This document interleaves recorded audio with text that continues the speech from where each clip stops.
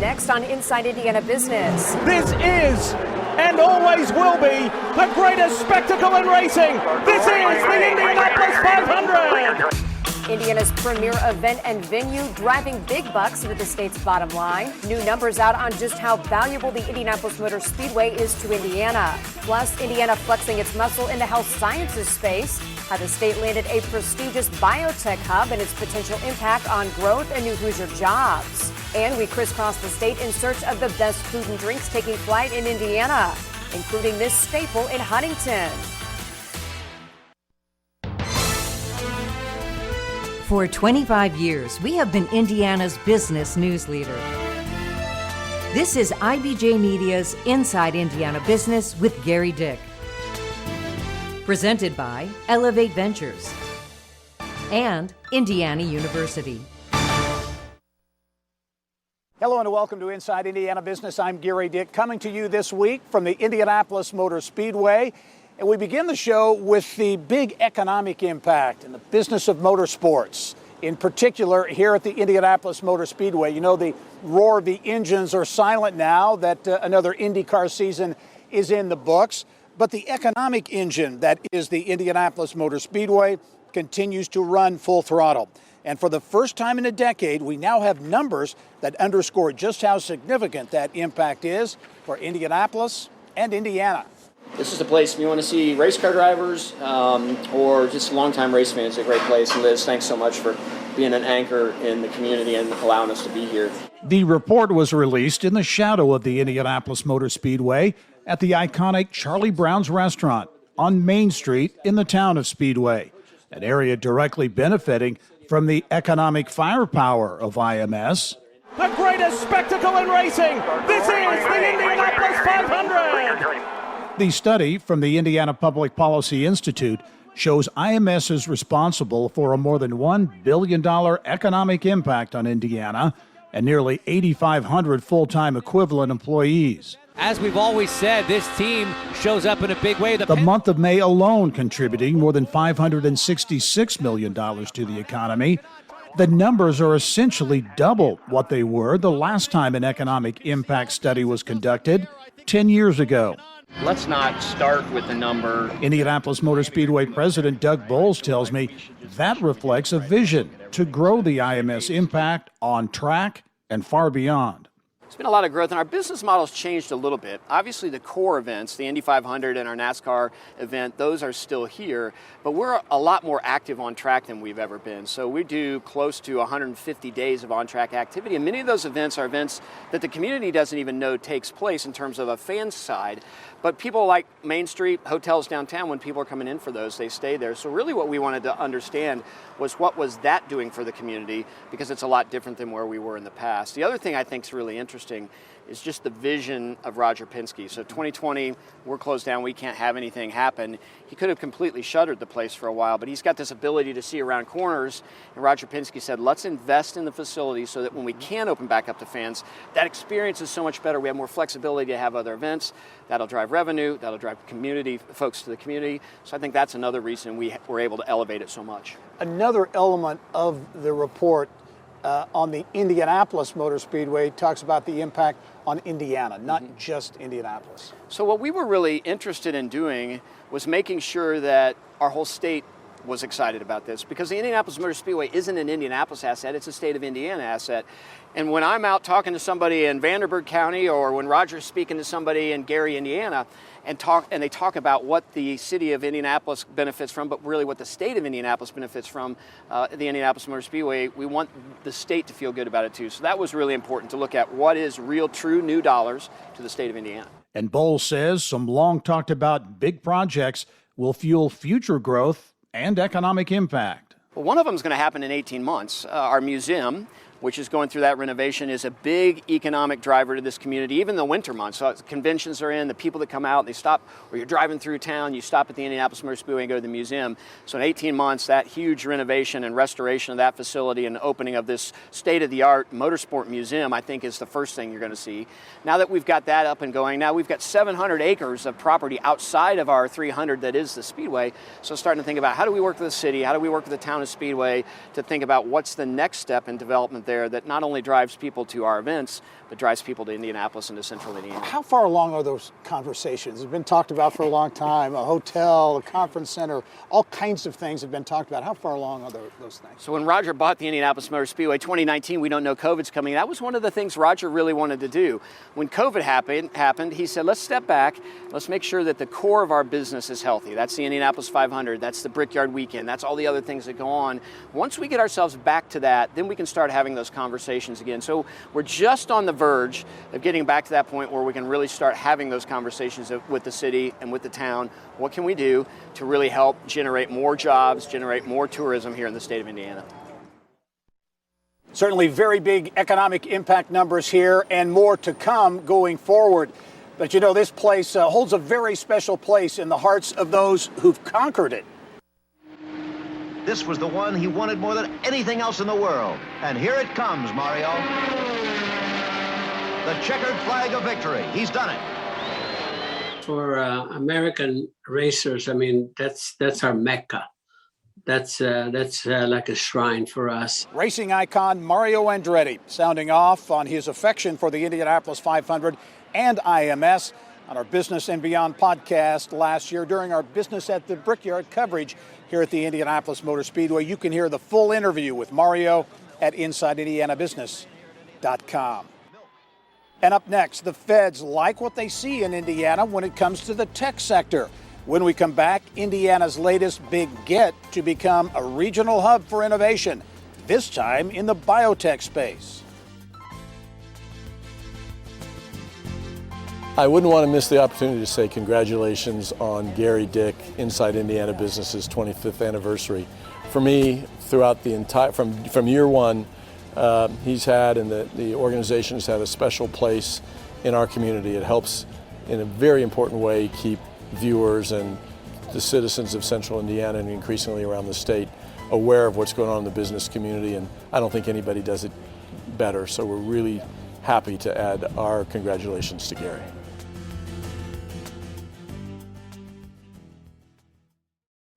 Well, just a stone's throw away from the Indianapolis Motor Speedway sits Allison Transmission, a longtime business anchor in this community and a global leader in technology for more than 100 years. It's home to the world's first heavy-duty transmission. And just last year, Allison opened a multi-million-dollar state-of-the-art innovation center in Speedway. Well, Indiana also gaining validation as a leader in biotech. And this week, big validation for Indiana's biotech movement as the federal government designated Indiana one of about 30 regional biotech hubs. This is big news, and our Business of Health reporter Kylie Valletta is standing by just a few miles from here at the 16 Tech Innovation Park with what it means. Kylie. Thanks, Gary. 16 Tech is known as a nerve center for collaboration among Indiana's strongest sectors, which makes it a great place to talk about Indiana being named a hub for biotechnology. Joining me now is Melina Kennedy, CEO of the Central Indiana Corporate Partnership. Thanks for being here today. Yeah, very happy to be here. It's exciting. It's great news. Many have said that this designation, a big part of it came because Indiana's collaborative spirit. So let's start with that. Talk a little bit about Indiana's collaborative spirit. That's exactly right. It's exciting to be one of the 31 selected out of more than 400 applications. And Indiana does have a long history of great collaboration of academic institutions, of business, of community coming together.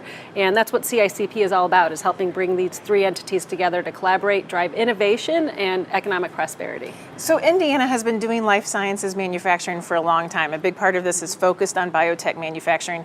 So this really just steps on the gas pedal. Talk just a little bit about that. Step on the gas pedal, that's a perfect way to put it. We have all the bones in place and we have great recognition already for our leadership in life sciences manufacturing. We're actually the #1 exporter of pharmaceuticals in the whole country.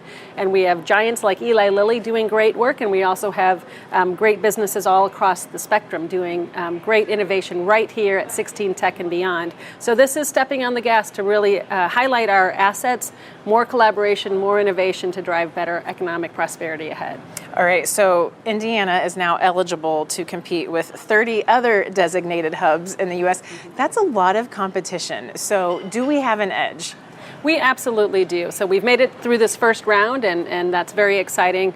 But building on the spirit of collaboration and the assets we have here, throughout the entire continuum of innovation at the beginning. We're standing here in the 16 Tech District. The Indiana Biosciences Research Institute, for example, is doing discoveries right here in this building, all the way to manufacturing in our leading edge right here in Indiana. A lot of people don't know that we are the only place in the world that manufactured all 3 COVID vaccinations. And these are the kinds of things that will be recognized, we hope, moving forward to the next step. Talk to us just a little bit about what went into this. This wasn't just a CICP application. There are a lot of players on this team. Well, and that's really building on our strength, that there were so many partners that came together. The Applied Research Institute, ARI, helped lead the application. CICP bringing in our strength of the CEOs of the most prominent companies, but also the higher education institutes, IU, Purdue, Notre Dame, and also the single largest accredited community college in the whole country, Ivy Tech, played an important role, plus many other partners. So that was really the strength of our application, in part reflected by so many partners, CICP just being one. Right, a lot of money plugging into this, a lot of potential for money to plug into this, and what a great place to start here at 16 Tech, where innovation really comes to life. Thank you for being here today and giving us a bit more perspective. Thank you. Gary, back to you. All right, Kylie, thanks very much. A very big story. I know you'll be on top of it going forward. In constant sorrow, while we're missing. Well, increasingly, Indiana is providing a global platform for young people with an interest in careers in agriculture. The FFA bringing its 96th annual convention to Indianapolis, pumping roughly $40 million into the regional economy. That starts in the week ahead. Those young people wearing the traditional blue jackets descending on downtown Indy. Well, this is an important step on their journey into careers in agriculture. We're launching them as productive citizens into their communities to give back, to create opportunities for others, but also in the world of feeding 9 billion people in 2050. Molly Ball, the President and Chief Marketing Officer for the National FFA organization, my guest on the next edition of the Business and Beyond podcast. Well, coming up next, we will get caught up with all of the business news making headlines from Lake Michigan to the Ohio River, from Terre Haute to Richmond, and every nook and Hoosier cranny in between. Stay with us. And the support therapy dogs give to people in the hospital. In this week's IBJ, a look at how Eskenazi Health is using a $1 million grant to expand its pet program. At PNC Bank, we're committed to making a difference in the lives of our customers and communities by helping them move forward financially. As a Main Street bank, we try to do right by our customers with every encounter. Our local teams offer personalized financial advice to help guide you in making the best decision. We're proud to be part of your community. PNC Bank. See how we can make a difference for you at pnc.com. Copyright 2022, the PNC Financial Services Group, Inc., all rights reserved. The job of the mechanic in those days was to watch behind and notify the driver when other cars were trying to pass. So I rigged up this little gadget. Well, the next time you look back to park your car, thank Ray Haroon, the winner of the very first Indianapolis 500. He invented what is believed to be the first rear-view mirror back in 1911.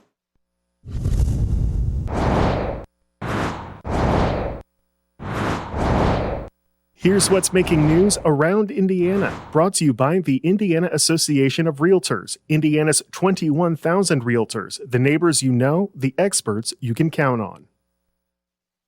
It is time to get you caught up now with news from around Indiana, and for that we send it to Mary Rachel Redmond, who's standing by at White River State Park in downtown Indianapolis. Well, Gary, downtown Elkhart looking to become Northern Indiana's next big concert destination. The city with a proposal for a $40 million outdoor concert venue, similar in size to Everwise Amphitheater here at White River State Park, announced earlier this year. The seating capacity at this downtown Indy site is 6,000. The proposed Elkhart Amphitheater even bigger with 8,000 seats, which would make it one of the state's largest outdoor concert venues. So it's no surprise Elkhart Mayor Rob Robertson sees the project as not only a potential catalyst for housing and small businesses in his downtown, but also a nod to Elkhart's rich manufacturing history in band instruments and a number of other sectors that once made the Northern Indiana city one of the most prosperous in the U.S. The one thing that's neat about this is that we are branded as a musical community. 40 years ago, Elkhart was the richest city per capita in the United States leading manufacturing community in the United States because of RVs, recreational vehicles, pharmaceuticals, because Alka-Seltzer was created here, and band instruments. And so we have kept recreational vehicles and band instruments, and this with the Jazz Fest, it kind of it enhances that branding in a way that fits. And so it's one thing to chase quality of place and quality of life without having a link to who you are. This links to our legacy as a musical community and creates a wonderful catalyst for us to be able to obtain a place where people can live and enjoy themselves and create the experiences. Construction of the Elkhart Amphitheater could begin as soon as December. State troopers in Northwest Indiana have a new home and a new state-of-the-art crime-fighting tool. The new $30 million Lowell, Indiana State Police Post and Forensics Lab opening this week. The lab gives troopers in the 15-county region more modern options in analyzing forensics. Nothing says welcome to Indiana quite like this. The state opening a new $40 million welcome center along I-65 in Jasper County. Upgrades include more parking, a dog park, and walking trails. The building's design unique to the region. It features wind turbines and a nod to Lake Michigan. A big get for the River Ridge Commerce Center along the Ohio River. The Cheesecake Factory announcing it has plans to build its third bakery production facility there. The $74 million plant will produce the chain's world-famous cheesecakes and bakery products for its restaurants and retailers. More than 200 new jobs expected from the deal. And Central Indiana dining staple Gray Brothers expanding its footprint. The IBJ reporting the Mooresville-based restaurant launching a franchise program for carry-out dining across Indiana and other parts of the U.S. Attention South Bend Elkhart region, we've launched a new regional newsletter covering all things business in your area. All you have to do is sign up for free at insideindianabusiness.com/newsletters. And join Fifth Third Bank and IBJ for the 2024 Economic Forecast event on Tuesday, November 14th. Hear a succinct rundown of numbers-driven predictions for the economy, business, and markets. RSVP by November 7th at ibj.com/events. Coming up next, we're taking flight across Indiana to find the best Hoosier-made food and drinks. The fall season's can't-miss destinations making an impact on Indiana's economy. Well, from fresh juice flights to deviled eggs, it seems that people everywhere are really beginning to take flight in the world of culinary exploration. In this month's Trendiana segment, we are diving into the growing trend of food and drink flights and where you can find them across the state. Yelp's Brittany Smith joins us now from the Garden Table with more on this trend that really seems to be taking hold in the Hoosier state. Brittany.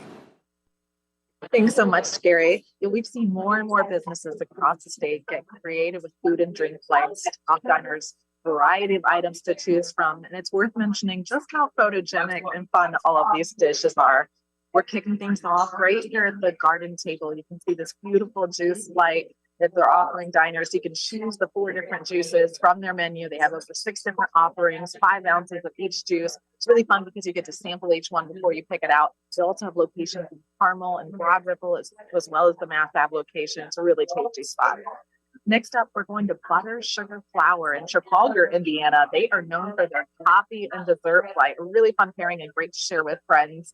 It's a bakery and coffee roaster that just opened up in the last few years, and they offer a monthly pairing of coffees and desserts. And this month, they're sampling up 4 perfect pairings, and a few of them include an apple pie latte as well as a caramel corn macchiato, and they change with all the seasons. Next, we're heading to Huntington, Indiana for a Huntington Classic Mixed Kitchen, which has been around for over 120 years right there in downtown Huntington. They're best known for their breaded pork tenderloin, but folks also love their pie flights. The Yelpers recommend trying out the cherry, the blueberry sour cream, and the sugar cream. You get 3 half slices of pie for the pie flights. Next up, we're going to Speedway, Indiana, to one of the newer businesses on Main Street, Founders Grounds Coffee, just a stone's throw away from the track. They have a beautiful rooftop patio that overlooks Main Street with some fun seating areas, and they are known for their latte flights that change with the seasons. Some fun recent versions include a pumpkin cheesecake latte, even for St. Patrick's Day had an iced shamrock mocha, so they really get playful with it, and it gives you a reason to visit each month. Next up, we're going to Carmel, Indiana for Juniper on Main. This one's really creative, a deviled egg flight. This business is known for bringing the flavors of South Carolina and Georgia to Carmel, and their menu is changing frequently, but they've got some great Southern dishes on it. Folks especially love that deviled egg flight appetizer that's trending in their Yelp reviews. They change each day, but some of the different toppings over the last few months have been strawberries to pulled pork to chimichurri sauce, all topped on top of the deviled egg. This is why folks keep coming back for more, and they really love that new spot. Gary, I'm going to throw it back to you.